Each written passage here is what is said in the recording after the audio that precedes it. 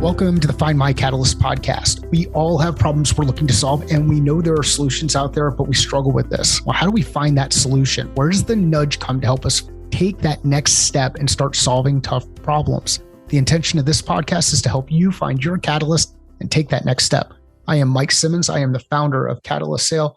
Today, KC Cox joins me. She is a marketing leader focused on demand generation and growth marketing. She is someone who, well, I'll call her a friend because we had a chance to speak together a number of years ago at the Sales Enablement Society meeting in Phoenix.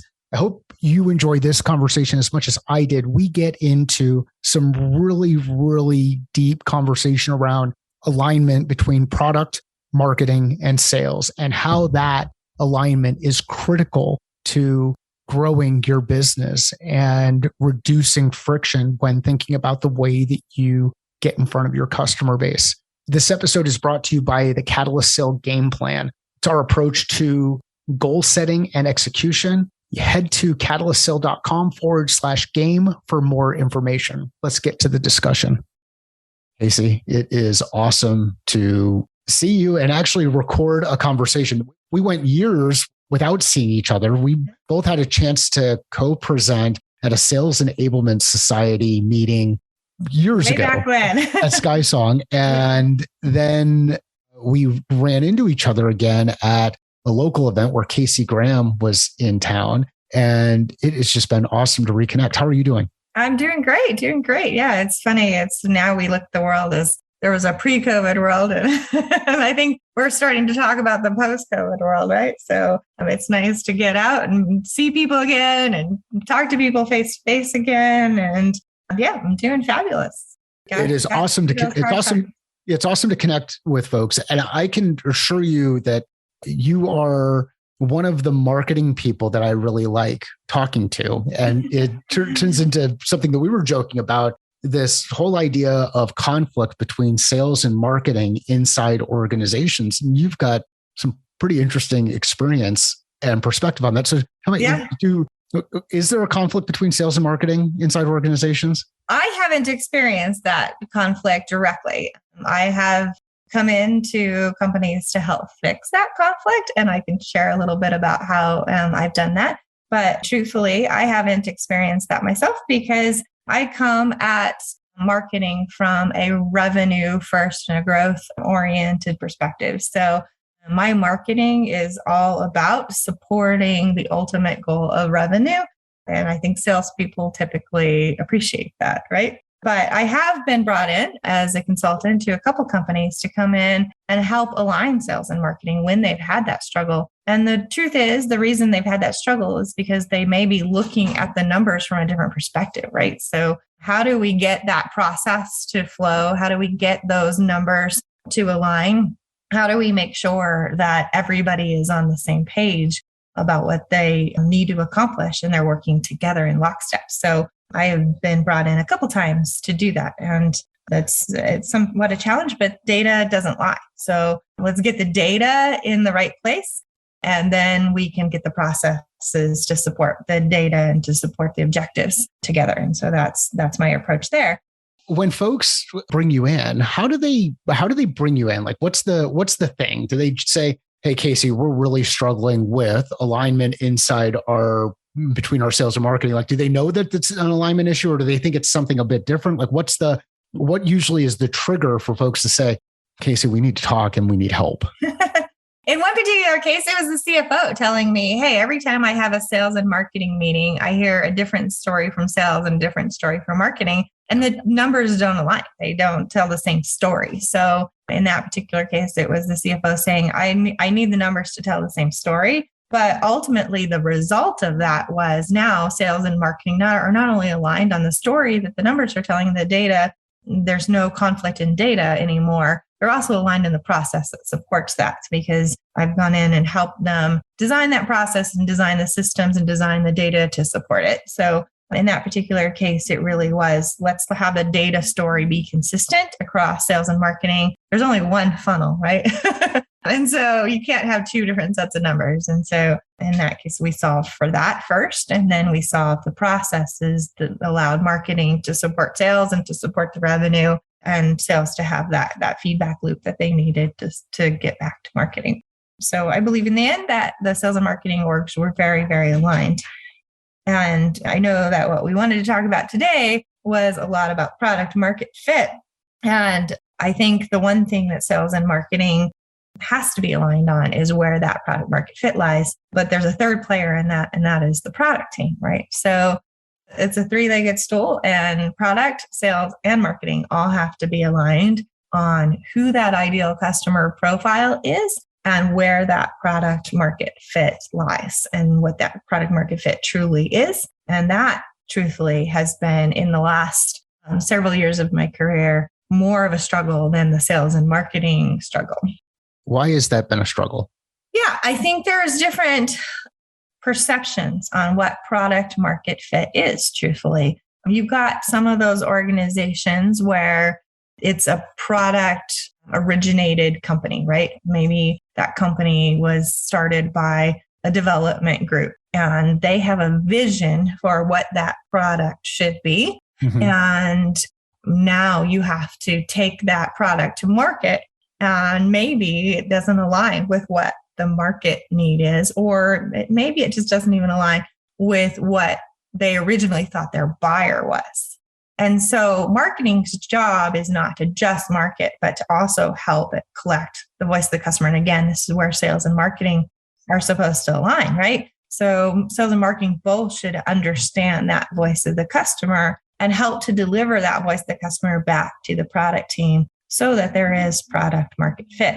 And so it's really, really important for not only that voice of the customer to have a process to collect and share that voice of the customer with the product team, but it's also very important that information is absorbed and taken into the product so that now we strengthen product market fit and the go-to market strategy makes sense for that market. One of the things that struggles that I've seen happen here in when sales teams are communicating to product or communicating with product or communicating with product and marketing is sometimes you'll have different members of the sales team who might describe the same thing slightly different. Mm-hmm. And when they describe that same thing slightly different, it creates some confusion. And then ultimately, the feedback I've heard is the sales team doesn't know what they're talking about. Someone describes it this way and someone says it's this way, and we can't really get an understanding of what the customer is actually saying. And is that something that you've run into? Is there communication challenges between these three groups that you run into where we might think we're saying the same thing, but we're talking about, or we might be talking about the same thing, but we're talking about it in completely different ways so that we're passing each other. And what brings it up to mind is when you were talking about the data piece, like we've got data that is misaligned. Do we have vocabulary and words that are misaligned inside organizations too? Yeah, that can absolutely happen. I was just working with a company where the definition of a small business was completely misaligned. And we had to, define that, really, truly define what a small business meant. And truthfully, the best thing you can do there is to have a product marketing person in place. That product marketing person's job is to translate that voice of the customer into things that we need to do in product and help product understand what that voice of the customer means. So if there's confusion coming from sales, that job of the product marketing person is to help make that confusion and get to the bottom of that. So maybe they're picking up the phone and talking to the customers to really understand what that pain that they're solving for was, or what that need from that customer is. So a good product marketer is going to help translate from sales to product. Where there becomes issues is when product goes directly to the sales team, right? And they get a whole bunch of buzz. So the reality is, let's face it, and I love salespeople, again, we get along great. But the reality is that salespeople are always going to talk about the hottest or the last conversation that they had, right? That's just the reality. So they're going to want to talk about that last conversation, and that customer needed this. So let's get that over in front of product. It's really important to have that mediator in there to make sure that that's valid, right? It's not just one customer asking for that there is a need across the entire market And the ICP, it makes sense for the entire ICP, not just one individual customer or who has the loudest voice. So you said ICP. So what is ICP? Just ideal customer profile. So everybody, sales, marketing, and product should all be aligned on who that ideal customer is and even their personas within that ideal customer profile. So the people making the buying decisions or the people that are impacting the buying decisions. Those are the different profiles within an ideal customer profile. But absolutely, where companies make huge mistakes is where all of a sudden sales says to product, we've got this customer and they need this, and product then shifts gears, right? And now is changing roadmap to meet this expectation for a customer. And that customer may not be in that ideal customer profile. And so now you're actually developing for one customer where, marketing is aimed at the masses under the ideal customer profile, and you're developing something for one customer that's not going to impact the rest of that profile that marketing's going after. So that's where the misalignment really, really occurs. And the product marketing person, like I said, really good product marketing person is going to be the glue to make sure that misalignment doesn't happen. But Casey, we need to generate revenue. We've got a great revenue opportunity. If you just build this one thing for me, then we're going to be able to go ahead and generate this revenue. Don't you want revenue? Yeah. I mean, short-term gain, long-term losses. That's how that happens. And that's where customers or companies get off track, right? And so now all of a sudden your train was on one track and now all of a sudden it's on another. And marketing's still on this other track, trying to market to your ideal customer profile while all of a sudden you're building something for somebody else. And that's I've seen a number of companies make that mistake, and it's a long term. It is a costly mistake. There's no doubt. Short term, maybe you've got some extra revenue from a big client and a big brand or shiny logo that you're chasing, but long term, it's going to take you off track.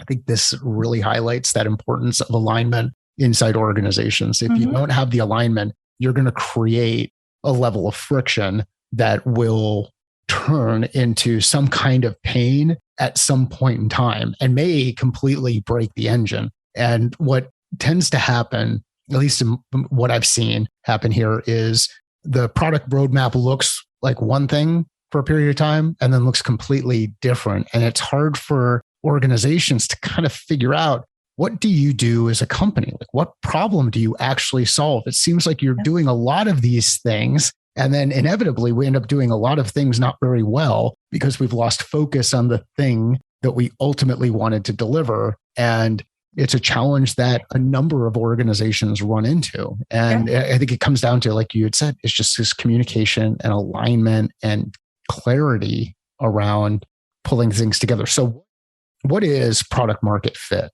And when you say product market fit, how do we know if we have product market fit? Well, what is it? And then we'll get into some more questions. Yeah. So that may be different for others, but from my definition of product market fit is that we understand who that customer is. We solve a problem for that customer, and that customer sees the value in the problem that we're solving enough to pay for the product, right?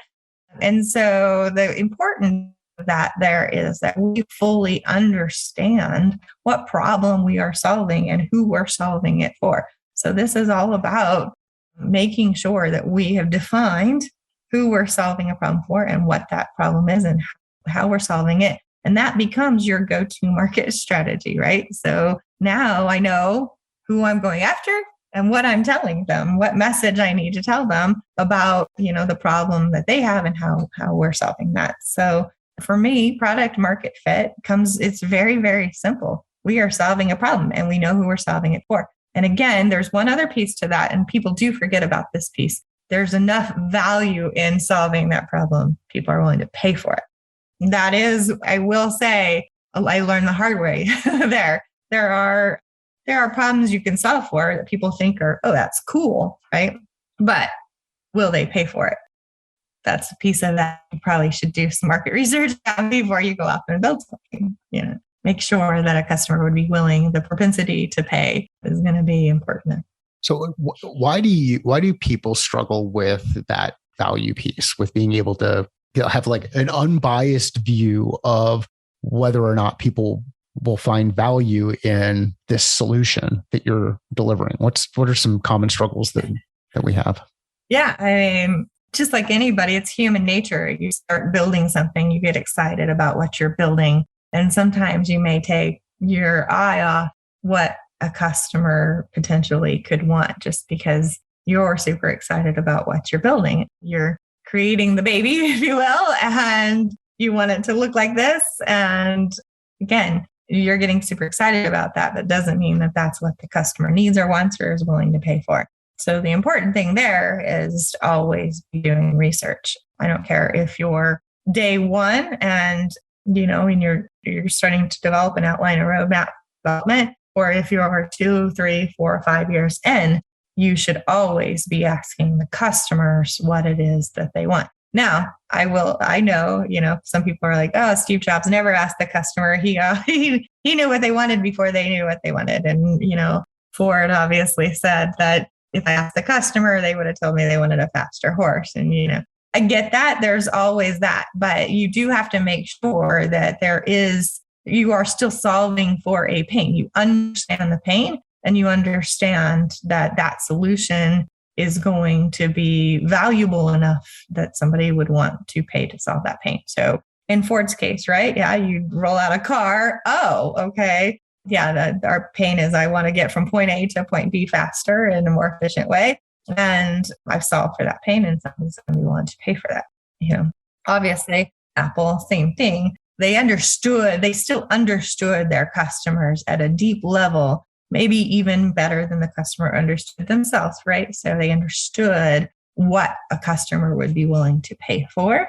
And then they went out and developed that. And I assume, I haven't done a deep enough study there, but I assume they had some misses too, right? But you have to get in the head of your customer. And again, the important piece there is that customer is defined and that customer is aligned across marketing, sales, and products. So you're developing for one customer and marketing and sales is off trying to reach a different customer and there's misalignment there, you're not going to get anywhere.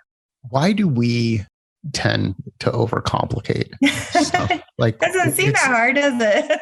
Yeah. Well, it's just, you've highlighted the importance of understanding a pain that exists on the customer side, that they actually have, not a pain that you're trying to manufacture or that you're trying to create, but something that actually exists. And there are a number of things that come to mind when I think of what's painful for me. They're not very deep, but like the painful thing are things like self-doubt. So confidence. How do you overcome challenge with confidence? It could be painful. There could be money. The pain is we need to generate more money. It could be we are wasting time, energy, and resource doing the same tasks over and over and over again with humans, and we're burning those humans out. How can we solve that? But their pain doesn't need to be as complex as I think we make it. Yeah. And if you're trying to solve for everything all at once, right? It's hard to help that customer understand that pain solution set. So, take one bite at a time, I guess, if you will. I have a fabulous client in the Seattle area who truthfully worked at one of the bigger gig app platforms. And they saw that one of the pains of a gig worker is that nowadays, especially, they have multiple systems. They're working for Uber and Lyft, and they're working for multiple ones. Originally, right? I think the idea was that, if you work for Uber, you're just going to work for Uber. But people found, hey, I can have opportunities to make more money working for different ones. So this client said, wow, that's really hard to manage because you've got all these basically businesses in separate apps now. And there's going to have to be a way to tie all those together to run your business and get more and more gig workers who are using gig work as not just a side work job, but an actual business. And so they developed an app for gig workers that allow them to tie all these together and have their gig business in a box, if you will. Brilliant, right? But they saw it from, hey, I'm working at one of these big companies. I'm seeing a pain come out of our customers. It's not a pain that they're going to ever solve, but we could solve it if we came over here and did this. So I think the best companies, the companies that are the most successful, really get some clarity on that pain rather quickly, either they're experiencing it themselves. I have another client who started, it's a physical therapy software, and this was started by a physical therapist, right? She needed a solution. So she hired her husband, who was a software developer at the time, to build her a solution. So she felt that pain. But the truth is, it doesn't have to be complex. It can be a very simple pain as long as somebody is willing to pay you some money to solve that pain. And going back to this gig worker platform, they may not even need the gig workers just to pay to solve that pain. As long as there's enough need and there's enough gig workers in the platform, maybe there's another way to economize that and then collect revenue from that. So.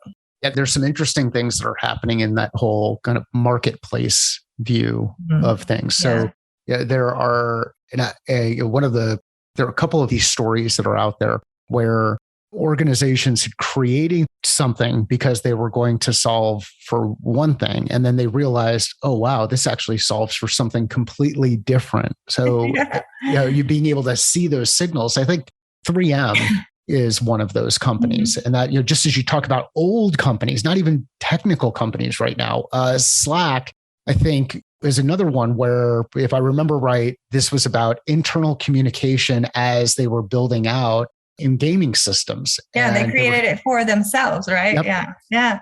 I've seen that happen a number of times, actually, where a company has created a product for their own use and then has spun it off and turned it into a product that they can go to market with. So, yeah. One of the biggest mistakes I've seen inside organizations, and it drives me nuts when this happens, is when you find a founder or CEO or leadership team that doesn't use the product. Yeah.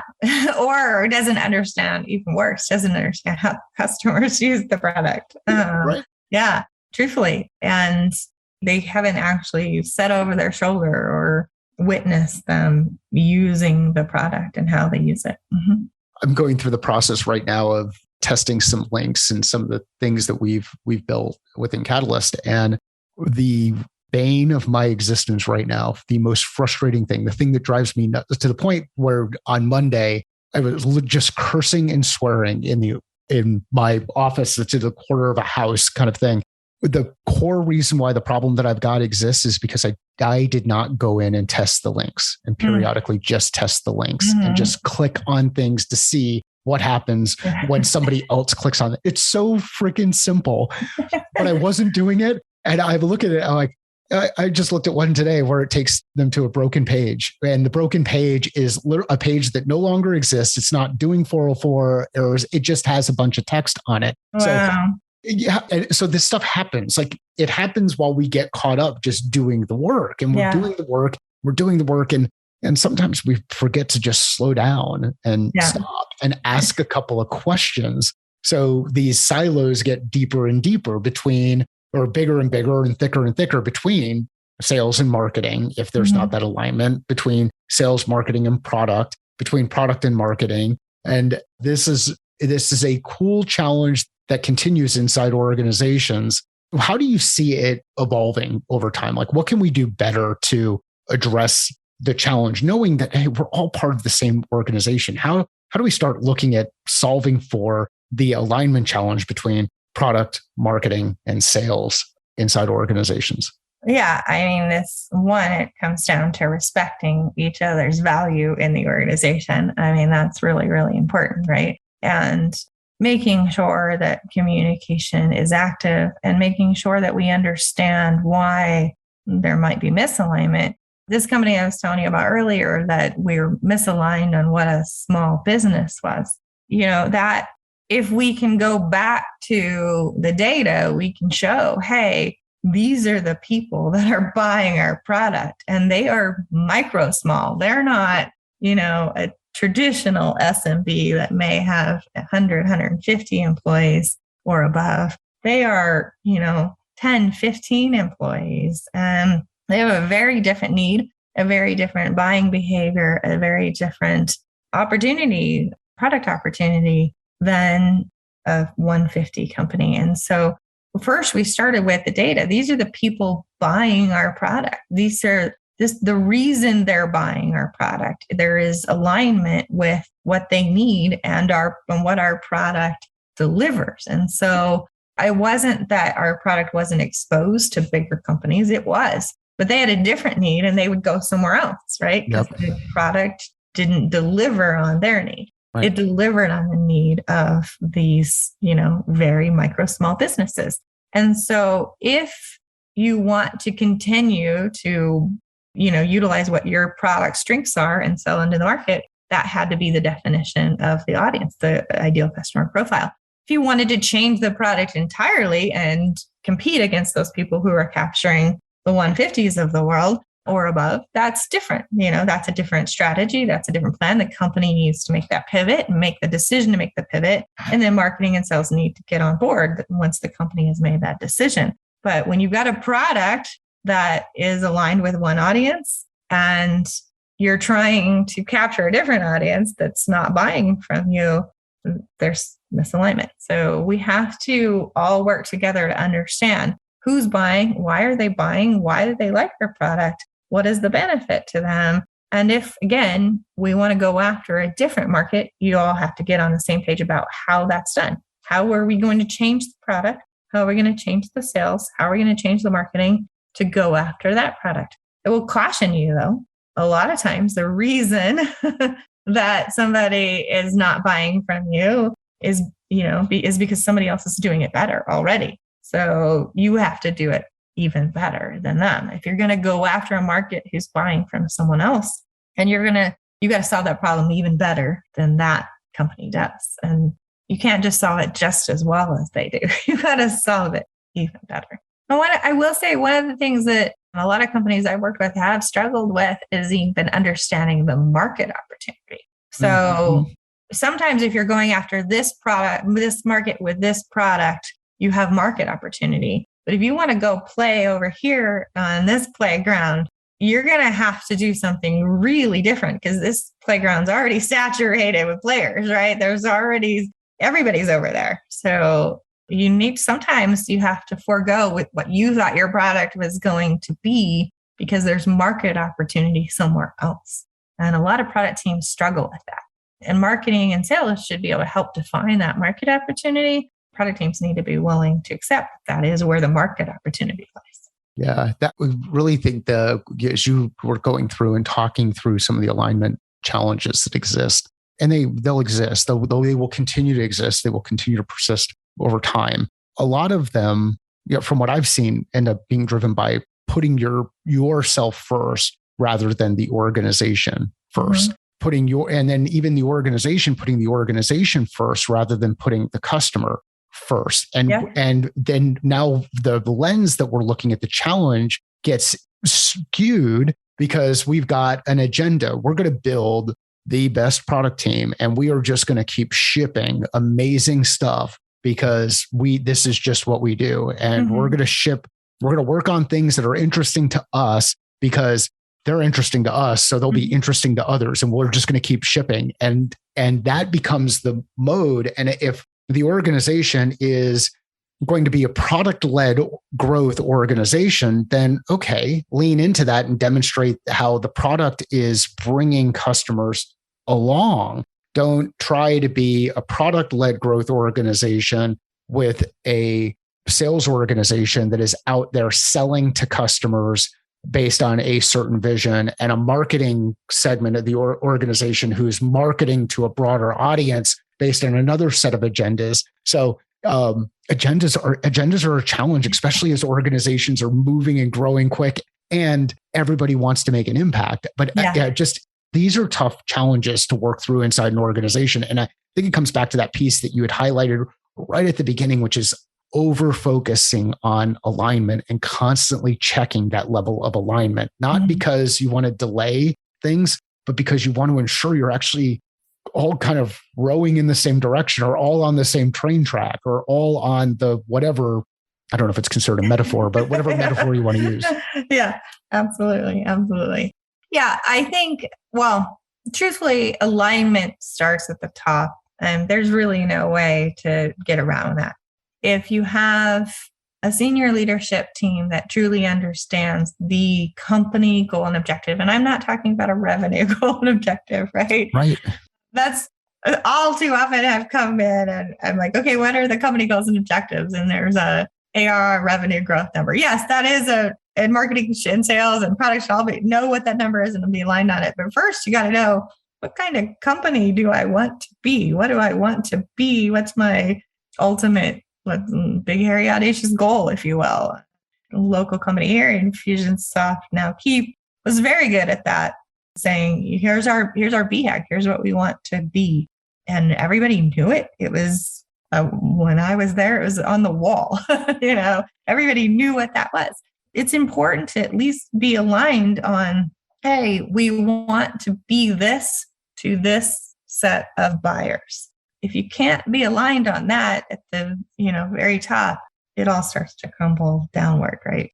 And the understanding that customer at a deep, deep level is critical across the organization. And if you don't understand that customer that you're trying to go after and trying to serve, you're serving a customer. There's no doubt you're serving a customer. Everybody is product, sales, marketing, operations, even finance, right? Ultimately they're not going to get paid their paycheck unless everybody in the company is serving the customer.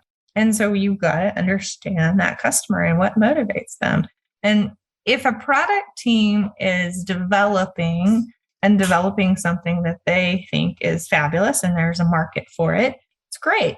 But you got to know that that's going to offer value. Again, you got to be able to truly define that value.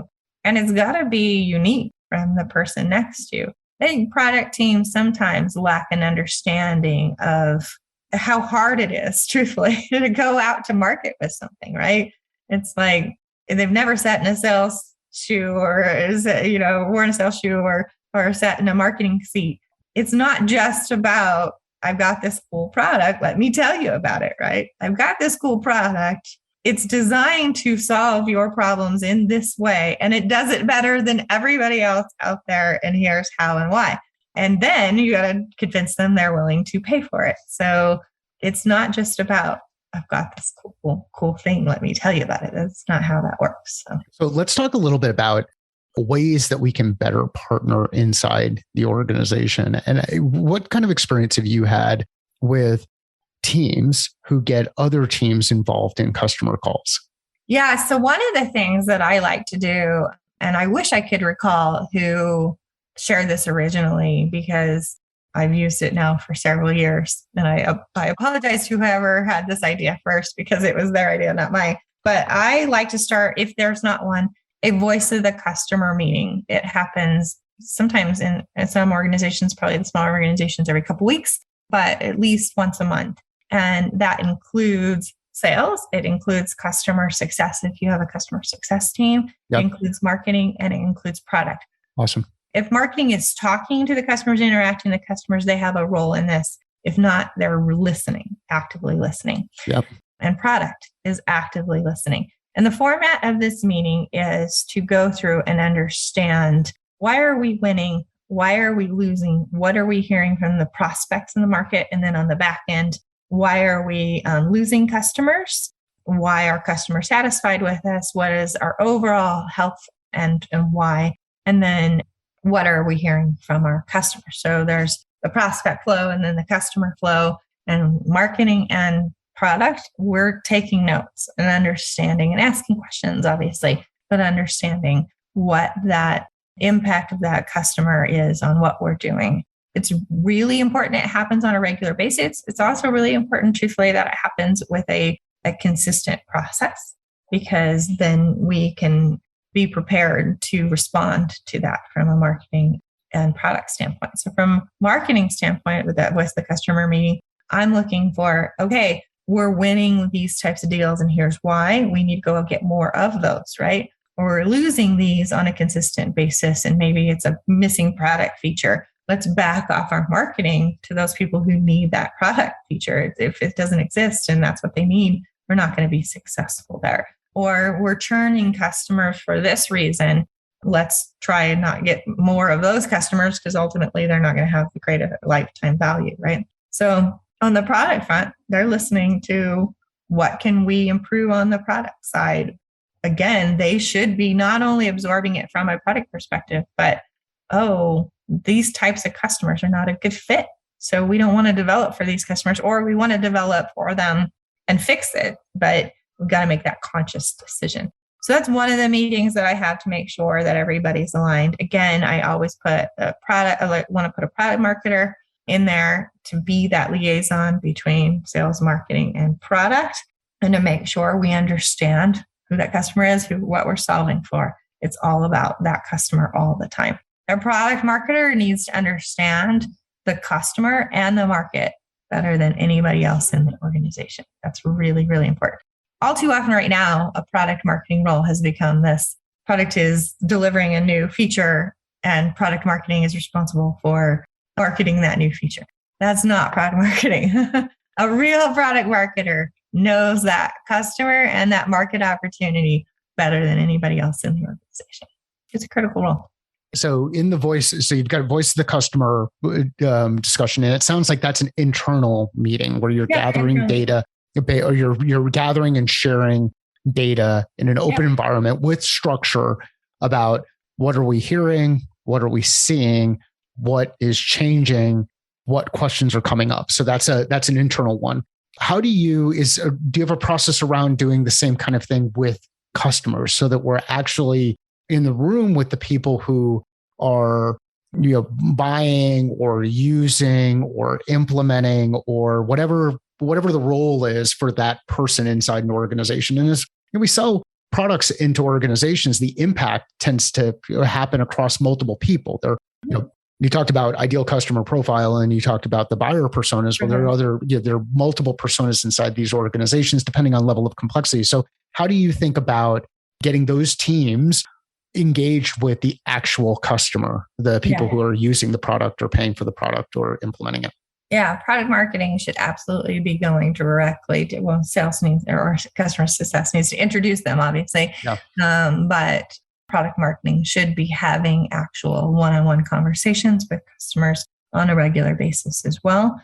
But I also like to third-party research because it takes the bias out of what the customers are saying. So this customer, again, we had the problem with the small business. We did a full market research study where they interviewed our customers, they interviewed prospects, they interviewed just people that weren't even in our database, asking them what their pains are, how they're solving for those pains, how they use certain products, and even if they're customers, how they use our product features. Do they care? It's kind of funny. A lot of times product teams will say, oh, this is the most valuable feature, right? And you start talking to the customers and they're like, oh yeah, I don't really use that feature. Or, oh, I didn't really even know that existed, right?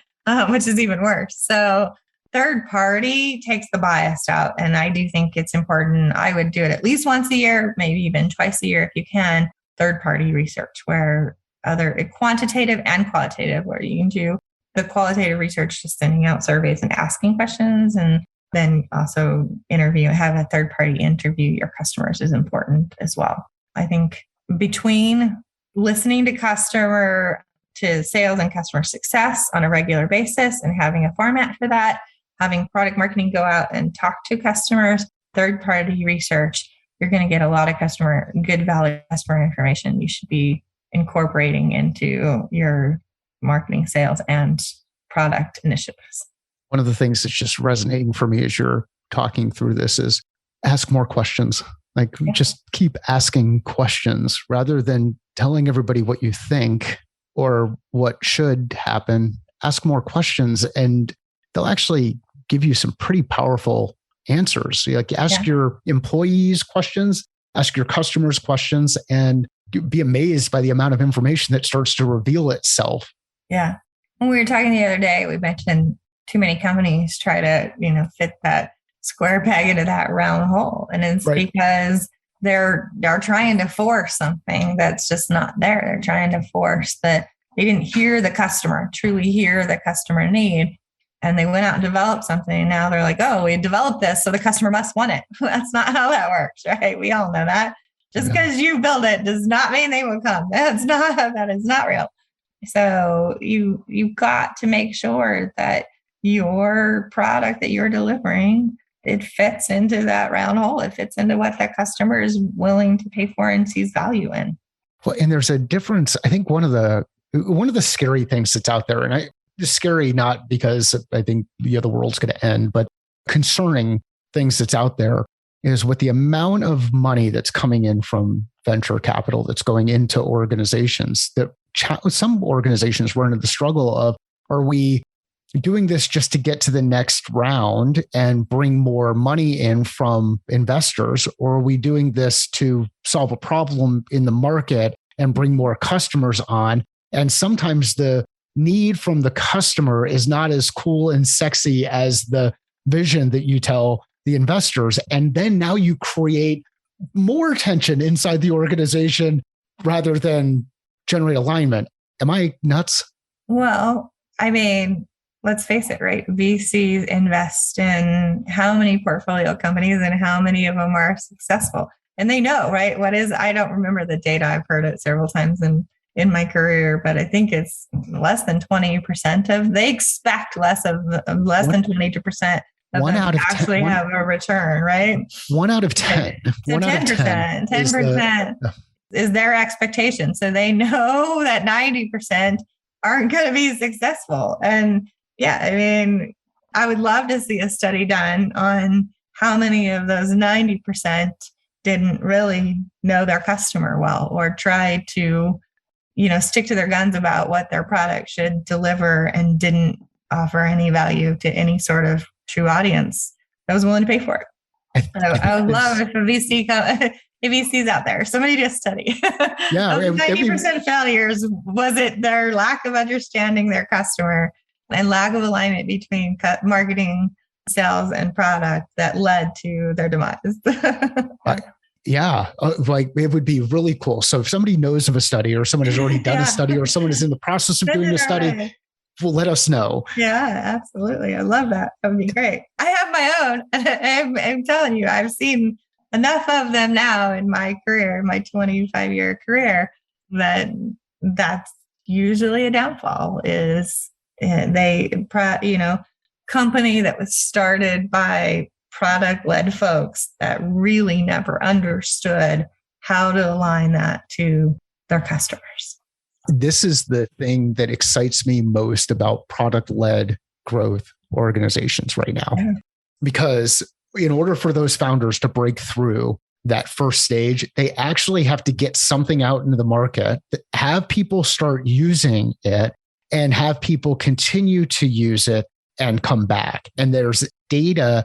It's a data-driven approach to understanding how can we drive not only initial adoption, but ongoing engagement. I worked in the ed tech space, and I would joke with people about the implementation death spike. And what would end up happening is you'd go out, you do your implementation, everything would look really good, and you get all these people who use it, and it goes way up, and then all of a sudden it drops down. Yeah. And you've got to be comfortable with the death spike. Yeah. And at the same time, with that death spike, start to say, okay, based on the data we gathered, the people who didn't go all the way down to zero, there are some people who are using it. What is it that's working inside for those folks? And how can we go back and market to the ones who were there before so that they know here's what the journey should look like so that you continue to stay engaged with it. Yeah. And that to me is super, super exciting because of the amount of data that we can capture. Yeah. But you got to capture the data. It's funny that you say that. One of the things that I think marketing teams have got to start getting very comfortable with, and I think product teams need to help support this on the marketing front, is we got to understand product data deeper than we ever had. So if a company is using a Mixpanel or a Pendo, that data can't just reside, product can't just have access to that information. Marketing needs to understand that data, right? What features are they using? How are they using them? And who's using them?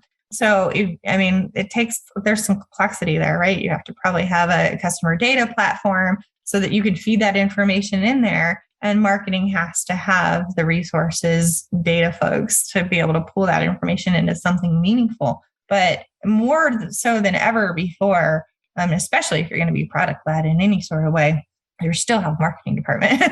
They need to understand the actual product usage, but they need to understand it not in a vacuum, but understand it tied to customer segments. And I don't know very many companies doing that yet, but it's really, really important. I think it takes this whole thing to another level to be able to go in and understand product usage by customer segment and use that information to market is going to be magical when that happens. I've been waiting for that most of my career, and now the tools I think are there. We just got to get people ready to invest in that. It's, we got to be able to show the return on that investment, but I do think that there is a tremendous return on that investment. It can create multiples, right? That repeat scalable marketing process really can start to occur when marketing understands how customers are using the product at a deeper level.